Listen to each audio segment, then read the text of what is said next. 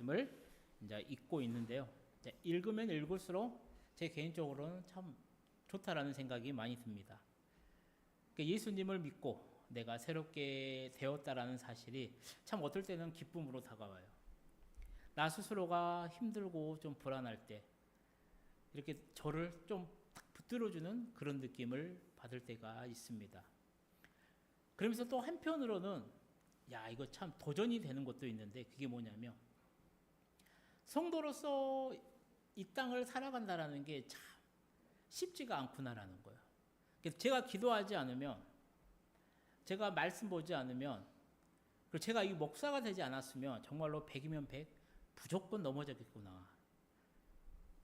정말로 주님 앞에 다짐하는 시간들이 참 많았습니다. 우리 성도님들은 어떠셨어요? 로마서 말씀을 읽고 계십니까? 특히 우리가 보고 있는, 지금 계속 생각하고 있는 이 로마서의 8장의 말씀은 매우 중요합니다. 그러니 시간이 없더라도, 내가 바쁘더라도, 내가 좀 피곤하더라도 한번 하루에 한 번이라도 꼭, 아니면 이렇게 일주일에 8장을 전체를 나누어서라도 한번 읽어보시기를 소망합니다. 바울은 지금 성도인 우리가 세상에서 어떻게 살아가야 하는지를 알려주고 있어요. 그리고 바울이 이야기하고 있는 게 뭐였냐면 육신을 따르지 말고 성령님을 따르라는 거예요. 바울의 강한 권면은 육신을 따르지 말고 성령님을 따르라는 거예요. 하지만 오늘 우리의 삶의 태도는 어때요? 삶의 모습은 육신을 따를 때가 굉장히 많지 않습니까? 그게 더 많은 것 같아요. 그래서 바울이 강하게 말씀을 합니다. 우리 로마서 8장 13절 말씀을 함께 읽어보도록 하겠습니다. 너희가 육신대로 살면 반드시 죽을 것이로되 영으로서 몸의 행실을 죽이면 살리니. 아멘. 이게 지난주에 말씀드렸었던 부분이에요. 이게 믿기 전에 행동하지 말고, 믿기 전에 그 행동을 하지 말고, 믿기 전에 행동하려고 하는 그 육신의 행실, 육신의 욕심을 죽이라는 겁니다. 그러면 이 육신의 욕심을 어떻게 죽일 수 있느냐? 오카는 목사님께서 5가지를 말씀을 드렸었어요. 첫 번째는 뭐냐면 정말로 중요하죠. 기도하라는 거, 기도. 어떻게 보면 신앙의 기초입니다. 기도 안 하고 신앙 좋은 사람은 없어요. 겉으로 드러나는 것은 거룩한 척, 신앙 좋은 척은 할 수 있어요. 남한테는 그렇게 할 수 있어요. 근데 기도하지 않고요, 그 사람의 내면이 단단하거나 신앙에 전혀 그런 거는 기대를 못해요. 신앙의 기초가 저겁니다. 기도해야 되는 겁니다. 육신의 욕심을 죽이기 위해 가장 첫 번째가 기도하는 겁니다. 두 번째는 성령님이 내 안에 계심을 믿는 거예요. 그 다음에 내가 누구인지를 분명하게 깨닫고 있어야 됩니다. 내가 누구냐면 나는 하나님의 자녀라는 거예요. 하나님의 자녀라는 사실을 내가 분명하게 깨닫고 인지하고 그걸 붙들고 있어야 된다는 거예요. 그 다음에 유혹 앞에서, 이게 힘들죠. 이성이라든가 내 체면이라든가 내 명예라든가 내 건강이라든가 내 자녀라든가 내 물질이라든가 내 친구라든가, 아니면 달콤한 정말로 유혹과도 같은 유혹이죠. 제한 같은 것들. 하나님을 멀리하게 만들고 하나님보다 더 소중하고 중요하게 생각하게 만드는 그 모든 유혹 앞에서 단호한 태도를 취해야만 한다는 겁니다. 그 다음에 마지막이 뭐예요? 말씀으로 내가 무장되어야 돼요. 그러니까 기도와 말씀 당연하죠. 그러니까 이게 육신의 욕심, 이거를 죽이는 방법이라고 오카는 목사님께서 말씀을 하셨어요. 참 좋은 말이잖아요. 아, 저렇게만 하면 무조건 될 것 같아요. 근데 어떻습니까? 저렇게 살려고 하면 힘들죠. 어려울 거예요. 정말로 많이 넘어질 겁니다. 성도로서 살아가는 게 참 쉽지 않구나, 그거를 느껴요. 하지만 그럼에도 우리가 이러한 삶을 살아내야 되는 이유가 뭐냐면 우리는 예수님을 믿는 예수님의 제자, 성령 하나님을 따르는 사람들이기 때문이라는 겁니다. 오늘 우리가 함께 생각하고 있는 로마서의 8장의 말씀은 이 로마서 전체 가운데서 정말로 한 가운데에 위치하고 있습니다. 그리고 정말로 중요한 말씀이에요. 그래서 로마서 8장을 잘 보면요, 바울의 사상, 바울의 그 사상을 우리가 이해할 수가 있어요. 그래서 많은 신학자들이, 또 많은 목회자들이, 많은 성경 주석가들이 오늘 본문의 말씀을, 본문 이 로마서 8장을 정말로 중요하다라고, 그 가운데 오늘 우리가 바라보는, 생각할 본문 말씀을 가장 절정의 말씀이다라고 표현을 해요. 정말로 바라기는 오늘 본문의 말씀을 우리가 함께 상고할 때 정말로 이 귀한 말씀이 우리 모든 성도님들께 은혜가 되고 힘이 되는 귀한 시간이 되어지시기를 소망합니다.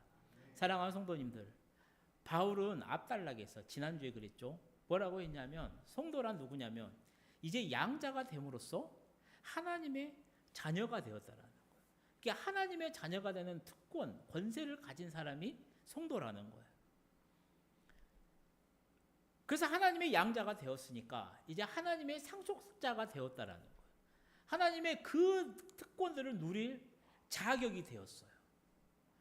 그런데 거기에 무엇도 포함되었냐면 그 가운데, 상속 가운데 고난도 포함되어 있다라네, 고난도. 그래서 오늘의 본문 말씀은 그 고난에 대해서 이야기를 합니다. 우리 18절 말씀이죠. 함께 읽어볼까요? 생각하건대 현재의 고난은 장차 우리에게 나타날 영광과 비교할 수 없는도다. 아멘. 보통 우리가 전도 같은 걸 나가게 되면요, 이런 말을 해요. 예수 믿으시라고. 요즘은 좀 그런 게 덜해요. 근데 예전에 이렇게 좀 만나보면 예수 믿으면 천국 가고 예수 안 믿으면 지옥 간다라는 거. 그 당연한 말이죠. 그 다음에 예수 믿으면 이제 여기서 할머니들이, 어르신들이 좀 더 나가요. 좀 더 나가. 뭐가 나가냐면 예수 믿으면 병도 고친다라는 거. 잘 된다라는 거. 몸과 마음이 평안해지고 자식들이 막 잘 된다라고 그래요. 그리고 나서 죽으면 천국 가니까 얼마나 좋냐고 예수 믿으라고 그래요. 그러니까 이게 틀린 말은 아니라는 거예요. 근데 오늘 본문의 말씀에 비추어 봤을 때 빠진 것이 하나 있다라는 거죠. 그게 뭐예요? 우리가 예수를 믿고 하나님의 자녀가 되면 우리를 공격하는 세력들이 있다라는 겁니다. 그게 바로 마귀와 마귀의 자식들, 세상의 사람들이라는 겁니다. 그렇기 때문에 하나님의 자녀가 된 우리 앞에는 늘 크고 작은 고난도 함께 있다라는 거예요. 그래서 우리가 예수를 믿고 하나님의 복을 생각할 때 늘 고난은 빼뜨려 놉니다. 당연히 모든 것이 잘 돼야만 돼요. 시험도 합격을 해야 되고, 돈도 잘 벌어야 되고, 우리 집도 갈수록 평수가 넓어져야 되고, 내 몸은 정말로 아프지 않아야 돼요. 그게 하나님의 복이라고 생각해요. 그게 하나님의 자녀가 누리는 특권이라는 생각한다라는 말이에요. 그래서 이 가운데 하나만 삐끗하면요, 어떻게 돼요? 믿음이 흔들립니다. 믿음이 흔들려요. 내 몸이 아프면요, 낙심을 해요, 낙심을. 내가 정말로 원하는 것이 안 됐을 때는 사람이 낙심을 해요. 마음이 툭 떨어져요. 그럼 이 툭 떨어지면 이 마음이 어떻게 하냐고 혼자 땅을 파요. 지하로 들어갑니다. 그러면서 지하에 탁 혼자 들어가서 무슨 생각을 해요? 하나님이 있냐라는 거예요. 여기까지 간다라는 거예요. 근데 성경을 잘 보십시오. 성경을 잘 봐봐요.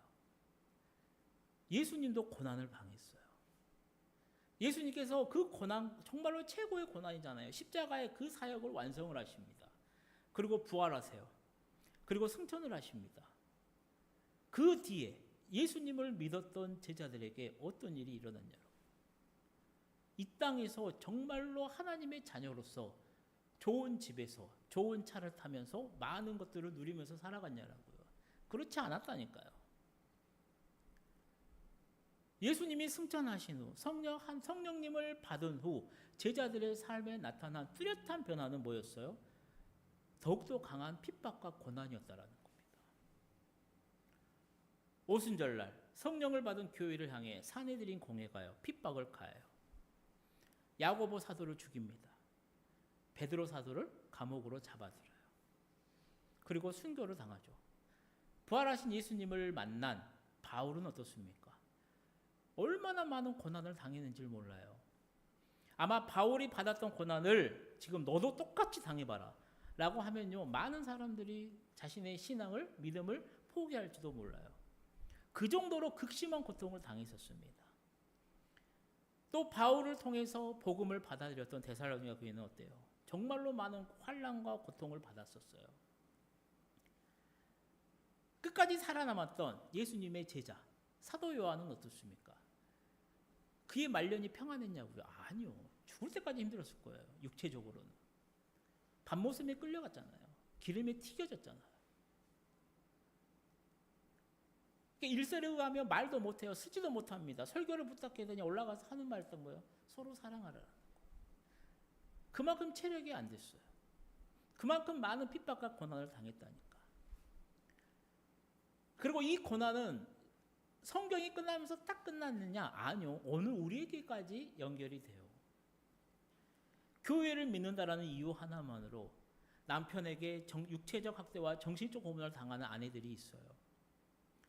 직장에서는 어떻습니까? 술자리에 함께하지 않는 이유로 승진이 누락된다거나 진급에서 밀려나는 믿음의 가장들도 상당히 많습니다. 참 안타까운 중 하나죠. 세상의 사람들은 투기를 해요. 부동산을 해요. 돈을 벌기 위해서 어떻게 합니다. 그런데 나는 예수 믿기 때문에 정직하게 살아와요. 교회 헌금해요. 하루하루 빠듯한 살림을 꾸려나가요. 그러다 보니까 나중에 참 이게 맞나 싶은 주부들도 많이 계세요. 나이가 찼어요. 시집은 가야 돼요. 신앙은 좋아요. 주변에 믿는 사람이 없어요. 집에만 가면 거의 결혼하라고 해요. 홍기를 놓친 자매들도 많이 있다라는 거예요. 그러니까 이들도 지금 그리스도와 함께 고난을 받고 있다라는 겁니다. 이 고난에 대해서 바울이 뭐라고 말을 하냐면 현재의 고난이다라고 말하고 있어요. 그러면 본문에서 말하고 있는 이 현재라고 하는 기간은 언제를 말을 하느냐?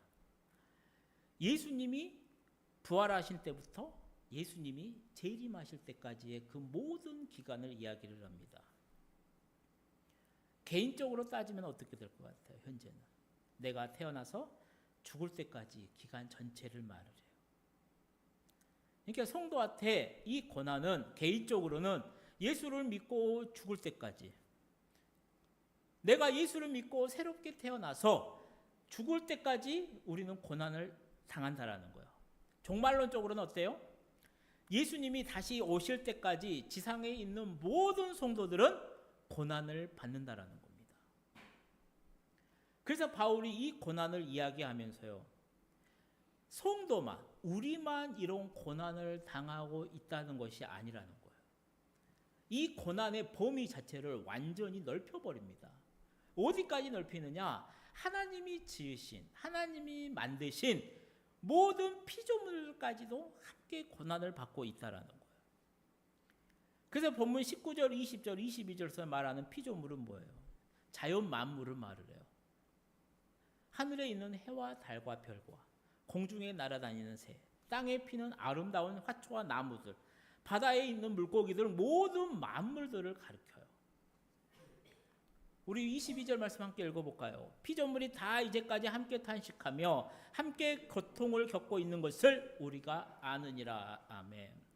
사랑하는 성도님들, 이 피조물이 고통을 당하고 탄식하고, 이게 언제부터 시작을 했냐면 성경을 보면 창세기 3장부터 시작을 합니다.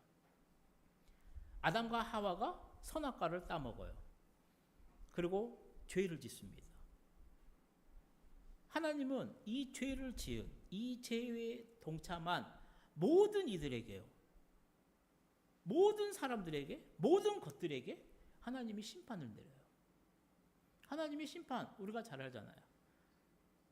하와를 유혹했던 뱀에게는 어떤 심판을 내려요? 네가 저주를 받아서 땅을 배로 다닌다라는 거예요.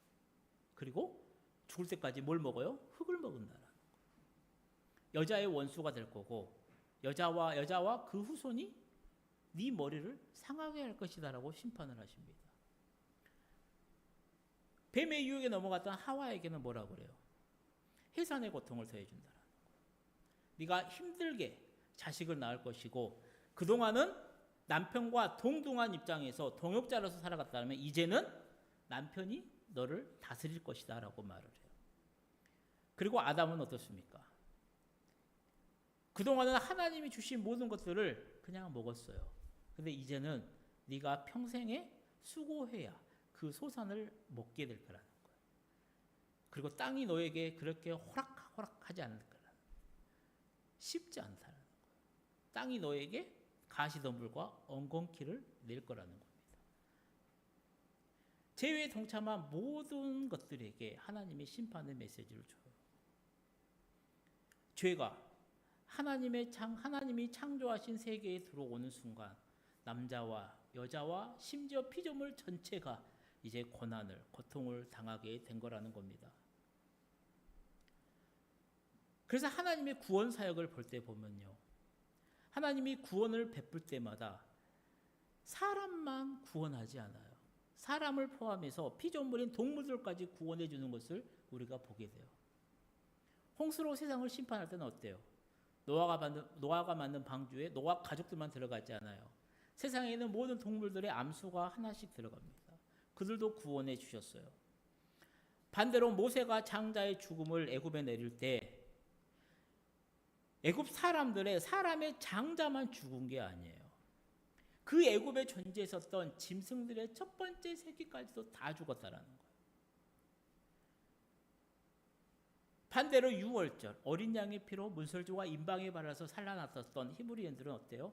히브리인들만 이스라엘 백성들만 사는 게 아니에요.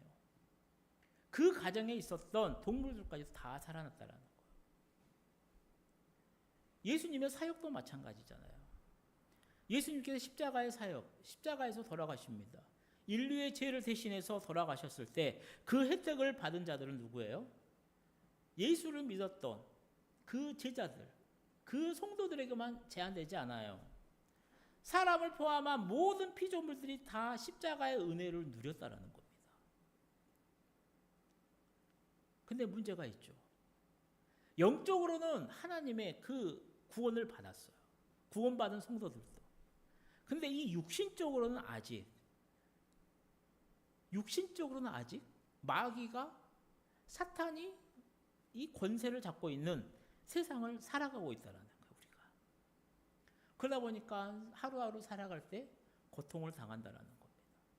하나님이 만드신 피조 세계도 신음하고 있다는 거예요. 혹시 이 사진을 아십니까? 이 사진을. 플라스틱 빨대 거북이 사진이에요. 2015년 8월 10일 날 코스타리카 해역에서요. 이 바다 거북이를 연구하는 팀이 이 거북이 한 마리를 잡아 올렸어요. 근데 이 잡아 올린 수컷 이 거북이 왼쪽 콧구멍에가 뭐가 있는 거예요. 근데 저게 이렇게 좀 빼기가 힘들었나 봐요. 연구팀이 힘겹게 해서 뺐어요. 빼고 봤더니 그게 뭐였다라는 거예요? 우리가 사용하는 빨대라는 겁니다. 그 빨대를 버리니까 바닷속에서 빨대가 돌아내다가 거북이 코에 딱 들어갔나 봐요. 또한 많은 사람들이 무분별하게 버리는 쓰레기들이 있죠. 바다에 소음을 이루고 있는 모습들이라든가 외래종 나무 때문에 벌목해야 하는 나무들. 조금만 우리가 관심을 가지고 주위를 들여다보아도 자연의 신음소리를 들을 수가 있다는 겁니다. 1968년에 최초의 우주인이었던 암스트롱이요. 우주에서 첫 주일 아침에 지상으로 보낸 메시지가 뭐냐면 시편 8편 1절 말씀이었다라는 거예요. 여호와 우리 주여, 주의 이름이 온 땅에 어찌 그리 아름다운지요. 주의 영광이 하늘을 덮었나이다. 아멘. 이게 달에서 지구를 딱 바라보니까 하나님이 창조하신 이 지구가 너무나도 아름답게 보이더라고요. 그래서 첫 주일 아침에 너무나도 감격해서 정말 하나님을 찬양하지 않을 수가 없었다라는 겁니다. 1968년 그 당시 아폴로 11호가 달에서 찍어보낸 사진이 왼쪽에 있는 거예요. 지구의 모습이 초록색이었답니다. 하지만 지금 지구의 모습은 오른쪽이에요. 초록색들이 많이 사라집니다. 그리고 지구가 회색에 가깝게 변해가고 있다는 거예요. 죽은 별처럼 보여지기 시작한다는 거예요. 어느 수도원에서 나무를 심어요. 그리고 그 나무에다가 예수님의 12제자의 이름을 하나씩 걸어놓습니다. 그럼 당연히 이제 그 수도원에서 이제 나무를 관리를 하겠죠. 베드로에서부터 가룟 유다까지. 근데 나무들이 잘 자라요. 근데 얼마가 지나니까 이 가룟 유다의 나무만 계속해서 시들어지더라는 거예요. 그래서 뭐지? 이상하다 해서 가룟 유다의 이름을 띄었대요. 그리고 베드로의 이름과 이렇게 나무를 바꿔 걸었대요. 그래서 좀 시간이 흐르다 보니까 그 시들시들했었던 처음에 가룟 유다 그 나무가 이제 튼튼해지는 겁니다. 그리고 바깥 끼었던 베드로 그 나무, 가룟 유다의 이름을 걸어놨던 그 나무가 다시 시들시들해지더라는 거예요. 그래서 뭐지 하고 있었는데 조사를 해보니까 사람들이 그 12돈에 와서 12제자의 나무들을 다 봐요. 그러면 그 나무 앞에서 사람들이 이렇게 기도를 한다라는 거예요. 근데 가룟 유다 그 나무 앞에만 가면 저주의 말을 한다라는 거예요. 너 인생 그렇게 살지 말아라. 야, 너는 태어나면 안 되는 존재였다면서. 네가 세상에서 제일 나쁜 놈이다. 막 이런 말들을 사람들이 이 가룟 유다의 나무에 하는 거예요. 그러니까 이 저주의 말을 들은 나무가 시들시들 말라갔다라는 거예요. 사랑하는 성도님들, 이렇게 사람 한 명이 내는 저주의 말도요, 나무를 시들게 하고 죽게 만든다라는 거예요. 죄가 하나님이 만든 창조 세계에 들어온 이후에 피조 세계는 어떻게 되겠냐고. 신음소리를 내면서 고통을 당하는 게 당연하지 않겠냐라는 거죠. 성령 받은 우리를 오늘 본문의 표현대로 말을 하면 23절에서 이렇게 말을 해요. 성령이 처음 읽은 열매를 받은 우리들이라고 해요.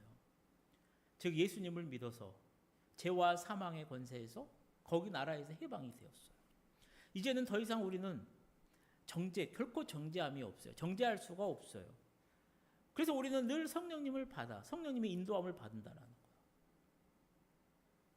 그 우리가 하나님이 만드신 피조물도 마찬가지죠. 지금 존재하는 세상에서 너무 힘들게 탄식하고 있다는 거예요. 근데 알아야 될 게 뭐예요? 이 탄식이 근심이나 원망 따위로 정말로 한탄하면서 숨을 내쉬는 그런 탄식이 아니라는 거예요. 사도 바울이 말을 하고 있는 탄식은 뭐냐면 기다림의 탄식이에요. 사모하는 탄식이에요. 그래서 이 고난을 사도 바울은 자신이 남자여서 경험해 보지 못한 그 산모가 해산할 때 그 고통, 비명이라고 그 비명에 비유합니다. 산모가 출산할 때 보면 뭐 하늘이 노래진다라고 하죠. 뭐 지구가 반으로 갈라지는 막 그런 통증이 있다라고 해요. 저도 뭐 겪어보질 못했으니까. 근데 그럴 것 같아요. 지금 요 손가락에 약간 3mm, 5mm 잘랐는데 지금 너무 아파요. 근데 뭐 배를 막 가르고 나오는데 얼마나 아팠겠어요. 근데 그렇게 힘든 고통이에요. 해산의 고통이. 그런데 그 고통이 어때요? 창조의 고통, 창조의 탄식, 희망의 탄식이라는 거예요. 이게 알아요.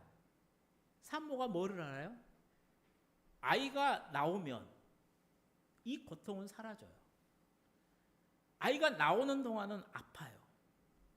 근데 아이가 나오면은 그 고통은 사라집니다. 그리고 나서 이제는 이 새 생명이 나에게 주는 기쁨이 있다라는 것을 알아요. 이게 산모는 산모의 고통을 우리는 고통의 기쁨이다라고 이야기도 해요. 바울이 예수님을 영접한 성도나 지금 피조물들이 고통의 신음 속에서 목을 빼면서 기다리고 있는 것이 하나 있다라는 거예요. 그 고통 가운데 있는 성도와 피조물이 정말로 간절히 사모하면서 기다리고 있는 게 있다라고 해요. 그게 뭐냐면 예수님의 재림이라는 거예요.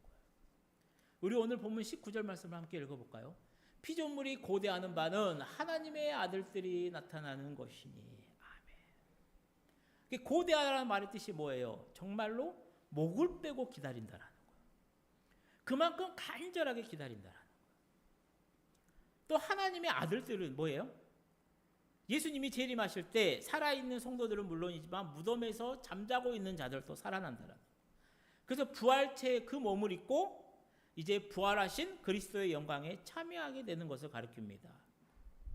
이렇게 19절, 21절, 23절, 24절, 25절 말씀은 모두가 정말로 재림을 소망하는 말씀이에요. 재림을, 예수님의 다시 오심을. 그러면 예수님이 재림을 하시면 우리에게 어떤 현상이 일어날까요? 우리 고린도전서 15장 말씀을 함께 읽어보도록 하겠습니다. 보라, 내가 너희에게 비밀을 말하노니 우리가 다 잠잘 것이 아니요 마지막 나팔에 순식간에 호련히 다 변화되리니 나팔 소리가 나매 죽은 자들이 썩지 아니할 것으로 다시 살아나고 우리도 변화되리라. 아멘.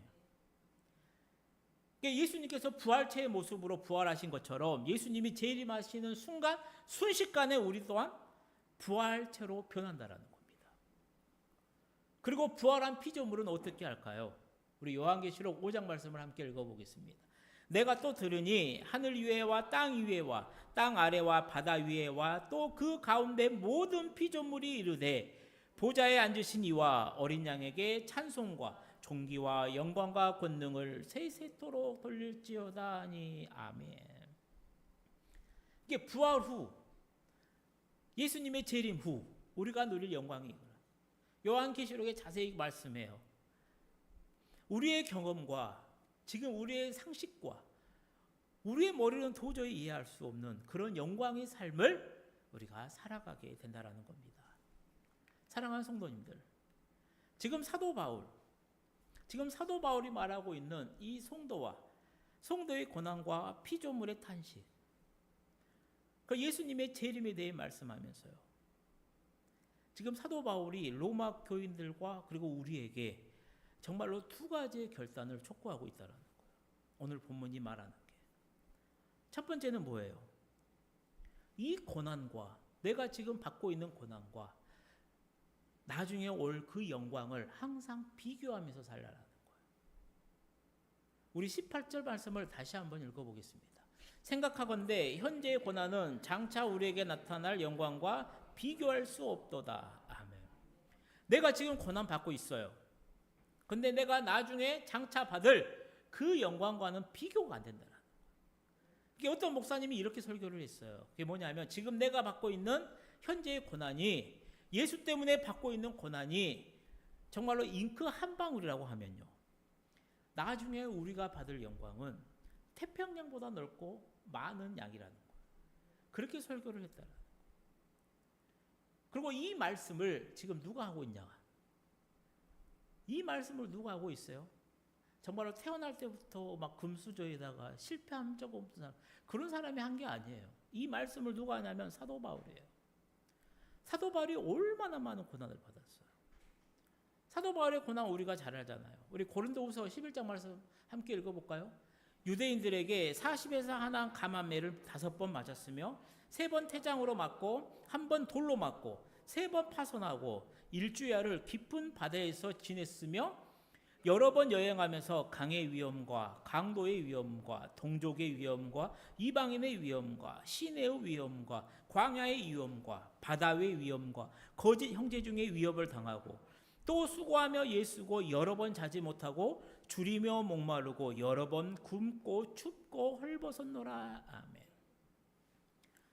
바울이 이 고난을 당했다니까요. 예수님 때문에. 예수 믿는 그 복음, 예수 복음 증거하다가 이 고난을 당해요. 바울이 당한 고난은 말로 할 수 없습니다. 바울이 이 수많은 고난을 당하고 이 고난에 대해서 뭐라고 말했냐면 고린도서 4장 17절에 이렇게 말씀을 합니다.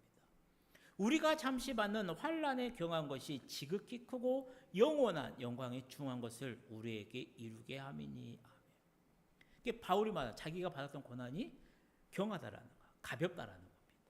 반대로 영광은 어때요?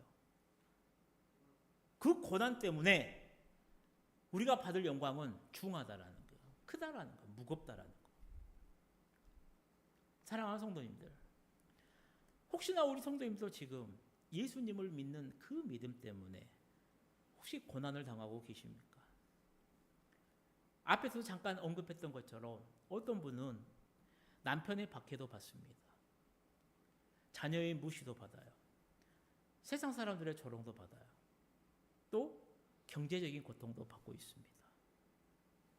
하지만 그 어떤 고난이라고 하더라도요, 현재 내가 받고 있는 고난, 그 고난은 장차 우리가 받을 그 영광에 비교할 수 없다라는 겁니다. 오늘 사도 바울이 분명하게 우리에게 말하는 거예요. 혹시라도 현재의 고난 자리에 계시다라면 정말로 이 귀한 사실을 분명하게 깨달으며 기쁨으로 견뎌내시기를 주님의 이름으로 축복합니다. 두 번째, 바울이 지금 촉구하고 있는 두 번째가 결단 촉구가 뭐냐면 주님의 재림을 기다리라는 겁니다. 우리 25절 말씀을 함께 읽어보겠습니다. 만일 우리가 보지 못하는 것을 바라면 참음으로 기다릴지니라. 아멘. 사랑하는 성도님들, 하나님의 특성 가운데, 속성 가운데 하나가 뭐냐면 하나님은 거짓말을 하지 않으세요. 그러니까 하나님은 약속을 어긴 적이 한 번도 없어요. 아브라함에게 주겠다고 했었던 그 약속의 땅, 가나안 땅도 어때요? 모세와 여호수아를 통해서 주셨죠. 또 하나님이 약속을 해요. 창세기 3장 15절이잖아요. 그 예수님의 초림 또한 그대로 예수님으로 인해서 이루어졌습니다. 그렇게 아직 이루어지지 않은 예수님의 다시 오심, 그 재림 또한 역시 이루어질 것을 믿으시기를 바랍니다. 그래서 이 재림 신앙은요, 정말로 중요해요. 예수님을 믿었던 12 제자도 이 재림 신앙을 가지고 있었어요. 사도 바울도 어때요? 사도 바울도 가졌죠. 사도 요한도 분명하게 가졌습니다. 로마 지하에서 정말로 하나님께 예배하기 위해 지하 공동묘지 그 카타콤으로 숨어 들어갔었던, 그때 예배드렸던 모든 성도들 또한 이 재림 신앙을 가졌어요. 내가 받고 있는 거, 우리 예수님이 다시 오시면 다 끝난 거야. 곧 오실 거야. 우리나라 믿음의 선배들은 어때요? 일제강점기 때 그 믿음의 선배들은, 성도들은요, 예수님이 재림하시는 것만이 우리의 희망이라고, 나의 희망이라고 생각했어요. 우리가 잘 알고 있는 손양호 목사님, 재림 시간 가졌죠. 그 손양호 목사님이 작사하신 주님 고대가라고 하는 찬송이 있어요. 아마 신앙의 연수가 있으면 잘 알 겁니다. 그 당시 성도들의 신앙 고백이었어. 가사의 내용이 이래요. 낮에나 밤에나 눈물 머금고 내 주님 오시기만을 고대합니다. 가실 때 다시 오마 하신 예수님, 오 주여 언제나 오시렵니까? 고적하고 쓸쓸한 빈 들판에서 희미한 등불만 밝혀놓고 오실 주만 고대하고 기다리오니 오 주여 언제나 오시렵니까? 먼 하늘 이상한 구름만 떠도 행여나 내 주님 오시는가? 머리 들고 멀리 멀리 바라보는 맘, 오 주여 언제나 오시렵니까? 4절, 5절, 6절까지도 계속 가사가 이렇게 진행이 돼요. 그러니까 얼마나 예수님을 기다리고 있는지 이 목사님의 마음이 진솔하냐. 이 찬양이 그때 당시 성도들의 어떻게 보면 신앙 고백이었습니다. 그렇게 믿음의 선배들은 다시 오실 예수님을 기다렸는데 지금 우리는 어때요? 그 당시의 간절함이 정말로 많이 사라졌어요. 그리고 그 이유는 하나입니다. 우리의 삶이 너무나도 평안해졌어요. 먹고 살기 너무나도 좋은 세상이 되어버렸어요. 그러니까 주님 오시는 게 맞아. 그럴 것 같아. 근데 지금 당장 오는 것은 고절한다라는. 내가 어떻게 살았는데, 내가 어떻게 이걸 이루었는데, 주님이 오시면 말짱 도루묵이니까 나중에 내가 좀 힘들어지거나 나중에 내가 아팠을 때 주님이 오기를 고대한다라는 거죠. 이런 우리에게 오늘 바울 사도가 말씀하는 겁니다. 주님의 재림을 참음으로 기다리라. 이제 말씀을 마치려고 해요. 사랑하는 성도님들, 오늘날 세상에서 믿음으로 사는 삶이, 믿음을 지키며 살아가는 삶이 얼마나 힘이 들까요? 루터가 종교개혁을 시작을 했습니다. 근데 그 종교개혁을 확장하고 완성시킨 사람은 칼뱅이었습니다. 그 칼뱅이 죽을 때요. 오늘 본문 로마서 8장 18절의 말씀을 25번이나 외우면서 눈을 감았다라고 합니다. 장차 나타날 그 영광이 현재 아무리 내가 고난을 많이 당하더라도 비할 바가 안 된다는 거예요. 정말로 캄캄한 밤에 밝은 별이 더욱 빛나듯이요. 성도들도 신앙의 그 어려움 속에서 그 영광이 더욱 빛난다는 겁니다. 그러니 믿음 때문에 어려움이 있더라도요. 낙심하지 마십시오. 그 고난 앞에서 흔들리지 마십시오. 그때 여러분의 믿음과 신앙을 나타내십시오. 세상 사람에게 어려움은 기득권의 상실이지만요. 믿는 사람에게 어려움은 고난은 산고의 진통이라는 겁니다. 아파요. 극심합니다. 하늘이 반으로 갈라지는 듯한 고통이지만요. 그 고통은 사실상 고통으로 여겨지지 않아요. 기쁨의 고통이라는 겁니다. 오히려 희망의 체험이에요. 믿음이 주는 그 희망은 내 아픈 모든 상처를 다 아물게 하는 놀라운 우리의 치료약이 될 것이기 때문입니다. 예수님은 오늘 우리에게 말씀하세요. 현재의 고난과 장차 받을 그 영광을 비교하면서 살아가라. 그리고 모든 것을 완성하실 그 주님의 재림을 참음으로 기다려라.